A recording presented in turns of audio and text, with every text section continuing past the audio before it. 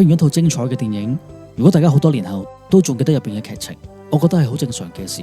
但係如果睇完一套爛片，大家都仲記得，咁呢套就係爛片中嘅經典。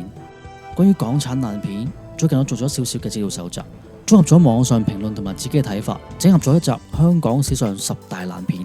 唔知你哋會唔會又認同呢一個名單呢？睇片之前，麻煩大家俾個 like、share 同埋 subscribe 支持一下我哋呢個 channel。大家好，歡迎嚟到香港史上10大爛片頒獎禮現場。我係今晚頒獎禮嘅主持人密碼鎖。今晚總共會頒發3個大獎，分別係爛片金、爛片銀同埋爛片銅獎。今晚現場真係星光熠熠，大家可以見證各個大獎嘅誕生。究竟邊套戲會問鼎爛片之王呢？一陣自有分曉。我哋一齊嚟睇入圍嘅作品。超神經械劫案下係2023年上映嘅黑色幽默賀歲片，改編自2005年韓國電影《我們完全都不是人》。故事係講述幾位解款員喺運送鑽石途中遇劫，其中一人喺混亂中私吞鑽石，潛逃到偏遠嘅阿耶弗村，其他解款員就俾劫匪捉住，逼佢哋揾翻失蹤嘅人同埋鑽石。一行人就入咗條村，期間發現村民行為怪異，仲陸續發生靈異事件。其實劇情前段節奏明快，有啲張力，但係去到中後段就開始偏向懸疑荒誕，風格突然間變咗。導演意圖混合黑色幽默、恐怖同埋喜劇嘅元素，但係節奏掌握唔到，越拍越失控。而演員方面，張敬軒表現得好唔自然，全套戲都冇乜特別表情。王菀之就冇神冇氣，只有白只發揮得最自然。總括嚟講，雖然卡士唔差，構思亦都有創意，亦都有韓版做參考，但係最終呈出嚟嘅效果唔係好理想，最後變成咗一場鬧劇收場。《賭城風雲3》係2016年上映嘅賀歲電影，劇情係關於兩個賭場高手突然間俾國際刑警發現佢哋戶口入邊有一筆 DOA 犯罪集團嘅巨額資金，為佢哋吞莊，結果要坐監。之後有特工出手幫佢哋逃獄。逃獄之後，佢哋收到一個慈善賭局嘅邀請，要佢哋去泰國比賽。點知去到現場，竟然發現舊情人俾人捉咗，仲困喺一個高科技嘅實驗室入邊。表面睇呢套戲係有齊晒所有商業大片應有嘅元素，超強卡士、爆炸場面、CG 特技，但係套戲嘅劇情就亂七八糟，成套戲嘅劇情都好跳，角色冇層次，動機交代唔清楚，笑位好尷尬，即係一味翻炒舊戲。例如有一幕成班監犯突然間夾 band 唱友誼之光，又有一幕張家輝無啦啦扮起神雕出場。好聽啲講就係向賭神、家暴風雲同埋金庸小說致敬，但係實際上係翻炒舊橋。對於劇情完全冇幫助之餘，仲好尷尬。中段就更加離譜，突然間出現機械人談情嘅情節，完全 get 唔到導演想講啲乜嘢。去到尾段，仲出現一堆同劉華一樣樣嘅機械人，又唱又跳。睇完真係成頭問號。即使卡士勁，有周潤發、劉德華、張學友同埋張家輝助陣，但都救唔翻個劇本。總括嚟講，呢套只係靠明星撐場嘅賀歲電影。《神龍賭聖之奇可得勝》係1994年上映嘅一套賀歲片，演員陣容好強勁，包括梁朝偉、梁家輝、鄭伊健、曾志偉同埋吳君如。電影係以賭博為主線，圍繞住兩名賭界高手賭神之子同埋賭霸傳人，透過一場3局2勝嘅至尊賭王大賽爭霸。主角一開始就慘敗，心灰意冷，於是就請咗中國賭聖翻嚟幫手。套戲其實大部分劇情都同賭冇關，即係借賭呢個題材去搞一場鬧劇。劇情可以講得係亂咁嚟，冇前文後理，胡鬧得嚟又唔係好好笑。仲唔明點解曾志偉要反串扮女人，而梁家輝就一人飾演兩角，做中國賭聖同埋保護中國賭聖嘅保鏢。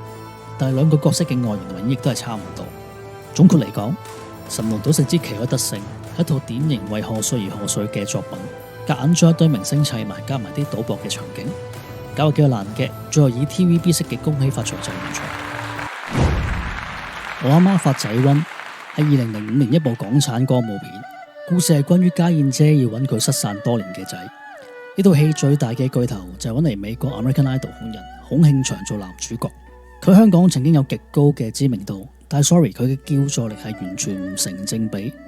故事嘅背景係設定喺一間叫做尋歡樂坊嘅風月場所，由12金釵提供奇特嘅治療服務，每日客似雲來，但係長期受到官府嘅打壓，要佢哋執笠。電影橋段本身好老土，加上胡鬧嘅劇情，而戲入面嘅歌舞唔好笑得嚟又尷尬。片入面佢編自孔慶祥嘅成名作 She Bangs 嘅燒餅歌，真係會睇到成個人都硬晒。小餅，含有豐富營養，隨即可開餐，認真快靚正。燒餅，燒餅，陪我一起成長，撐於家鄉這份情義長。導演可能一心覺得滑稽外形嘅孔慶祥，加上家健姐會有化學嘅作用，可以吸引唔少觀眾入場。但可惜孔慶祥除咗背住 American Idol 同埋佢獨特嘅外形之外，已經冇賣點。再加上佢咬字唔清晰，讀對白形式嘅演技同埋表情，對觀眾嚟講係頗為難受。總結嚟講，呢套係一套熱熱鬧鬧嘅歌舞爛片。一家大細係2018年賀歲檔期上嘅港產家庭喜劇，故事講一個打工仔辛辛苦苦安排咗3日2夜家庭旅行，想趁機會同埋仔女培養下感情，同時又可以帶埋老婆重遊拍拖嘅地方，回味一下當年嘅甜蜜。點知旅行一開始就出事，林敏聰飾演嘅大哥突然間情緒失控，瘋狂搞事，去到營地又要無啦啦同另一個家庭進行對決。首先佢最大嘅問題就係完全冇邏輯，成個劇情都係跳嚟跳去，有時想搞下家庭嘅溫馨劇情，有時又加插懸疑奇幻嘅橋段，但完全冇交代前文後理，睇到觀眾一頭霧水。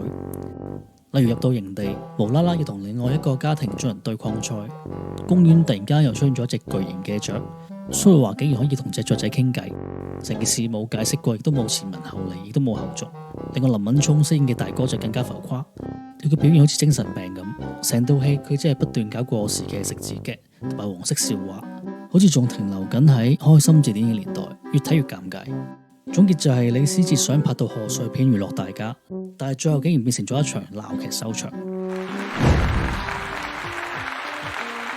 乜代宗師係黃子華嘅1蚊雞保鏢之後再次自編自導自演嘅作品。故事係講一個自以為一代宗師嘅人物喺街頭俾劉心悠擊倒，結果變成咗全城笑柄。佢為咗挽回面子，決定挑戰對手，點知發現對方原來係西洋拳壇嘅傳奇拳手，仲保持40場不敗嘅紀錄。同一時間佢前妻不斷搞事，令佢根本冇得專心去準備，而劇情亦都發展成黃子華同埋劉心悠由對頭人變成情侶。其實電影開頭鋪排尚算 OK， 但係中段劇情開始暴走，後段更加好似去到失控嘅地步，角色之間嘅關係發展得好牽強，唔能夠將棟篤笑轉化成電影嘅節奏。而演員方面，黃子華就繼續做翻黃子華，劉心悠成套戲90%嘅時間都係西口西面，表情單一，睇到都唔開胃。而黃子華嘅前妻周嘉怡就斷斷續續喺戲入邊突然間出現，但對於劇情嘅推進係毫無幫助，反而顯得佢好煩膠。直到最後1/3，故事先開始講訓練同埋決戰，但劇情荒誕同埋離地，連本應最高潮嘅拳賽場面都極之兒戲，一啲張力都冇，睇完之後一頭霧水。講真，我都好佩服自己可以睇晒全套戲。決戰葡京之巔係2000年一套由萬力執導嘅電影。故事背景係設定喺澳門賭場，講述一名過氣殺手同埋黑幫之間錯綜複雜嘅恩怨情仇。但係電影因為劇情混亂、製作粗糙同埋演技誇張，最終成為咗港產片中嘅經典爛片。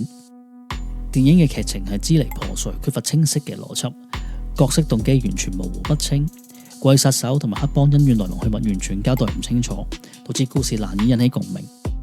主要嘅演員透露，拍攝期間係完全冇完整嘅劇本，完全係自由發揮，結果片中反覆出現咗紅爺、Suki、平頭裝呢啲對白，唔止演員尷尬，觀眾隔住個 mon 都尷尬到面紅。而演技方面，演員表現過分誇張，角色缺乏層次同埋深度。另外，片中會出現大量又長又冇意思嘅空鏡場景，挑戰觀眾嘅忍耐力。總括嚟講，決戰葡京之巔係憑住混亂嘅劇情、粗糙嘅製作同埋誇張嘅演技，成功製作咗90分鐘嘅影像垃圾。大家咪都好似一樣，而家心跳加速、腎上腺素飆升呢？咁我都唔係咁多關子啦。我背脊後面就係香港史上爛片最後3強，大家有冇心水呢？我聽到山頂嘅觀眾大叫流喎，係咪流話？好啦，大家俾啲掌聲。爛片銅獎嘅得主係《天機富春山居圖》。《天機富春山居圖》係2013年上嘅一套動作大片，亦都被譽為係本來想拍國際大片，但係最後變成災難片嘅經典例子。故事係圍繞中國元代名畫《富春山居圖》即將合璧展出，引起咗國際黑市嘅注目，連日本黑幫同埋英國嘅神偷都出手。一個退咗嘅特工劉德華，為咗清洗冤屈，被迫重出江湖，暗地裏進行一場名為《孫子兵法》為藍本嘅暗戰行動。可以見到導演係非常貪心，想混入動作、愛情、諜戰甚至科幻嘅元素，結果變成咗一場混亂嘅大集會，劇情支離破碎，節奏時快時慢，角色動機亦都係交代唔清楚，睇到觀眾一頭霧水。而特效方面就更加令人失望，雖然話用咗過億製作，但係 CG 特效就好似90年代嘅電腦動畫，視覺質感好過時。至於演員方面，劉德華飾演翻劉德華，而林志玲嘅角色原本有發揮嘅潛力，但可惜戲份大多數係集中喺換衫、跳傘或者係擋暗器嘅場面，幾乎係冇真正演技發揮嘅空間。而最令人煩厭嘅就係鋪天蓋地嘅廣告植入 ，Audi、中國人保、杜拜酒店嘅品牌 logo 成日喺鏡頭入邊出現。成套戲就好似睇緊一個廣告特輯咁。總括嚟講，《富春山居圖》係套包裝浮誇但係內容空洞冇靈魂嘅爛片。緊張啦！票數可以講到係叮當碼頭。究竟係譚校長主演嘅江湖悲劇，定係暴龍哥主演嘅喜馬拉雅星拎到銀獎呢？爛片銀獎得獎者係江湖悲劇。江湖悲劇係2016年上映嘅港產片。故事係講述油尖旺一帶兩大勢力各據一方，成套嘅主線就兩邊爭鬥爭地盤。當中陳小春個老婆五姑娘成日搞事，實質係想霸佔坦白個地盤。雖然預告片同埋演員陣容都唔弱，但套戲實質表現係比想象中更差。首先節奏混亂，劇情又跳嚟跳去，劇情可以覺得係支離破碎，觀眾唔可以當係一套電影去睇。每場戲都缺乏咗連貫性，講真，每5分鐘就想熄咗套戲。因為完全唔知佢講緊乜嘢。另外劇本又強行加入咗社會時事，結果牽強得嚟又無稽。另外鏡頭運用極差，大量使用 zoom 近鏡，同時演員化妝又重手，簡直係慘不忍睹。另外演員方面，譚詠麟同埋陳小春嘅演技簡直係無懈可擊地差。總括嚟講，成套戲係節奏失控，劇本支離破碎，演員表現隨意。話呢套戲係86分鐘影咗垃圾，絕對唔過分。相信唔使我講，大家都知道香港史上爛片之王係邊套啦。俾啲音樂先。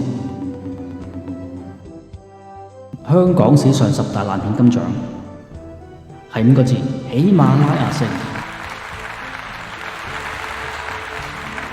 其實我諗咗好多嘢講，但係因為今日啲稿上嚟得太遲，我自己準備咗自己講，我唔好講咁多啦，哥。我哋去邊睇下電影嘅精彩片段。喜馬拉雅星係2005年上映嘅一套電影，劇情係講述一個喺喜馬拉雅山成長嘅男主角鄭中基。到咗適婚年齡，佢父母命令佢落山參加瑜伽大王個女招親比試，迎娶印度西施。點知佢啱啱落山就闖入咗大家姐嘅招呼大會，仲俾大家姐認定為做老公。但鄭中基堅決只係娶印度西施為妻。大家姐一怒之下，決定教壞佢，令印度西施嫁俾一個壞咗嘅老公。喺另一邊廂，幾位香港嘅遊客喺印度旅行期間蕩失路，佢哋飲咗印度神秘藥之後失憶，展開咗一段荒誕又迷幻嘅旅程。導演試圖將印度哲學同埋港式無厘頭喜劇結合，再加埋波利活式嘅歌舞元素，聽落幾正，但係拍出嚟只係一場鬧劇。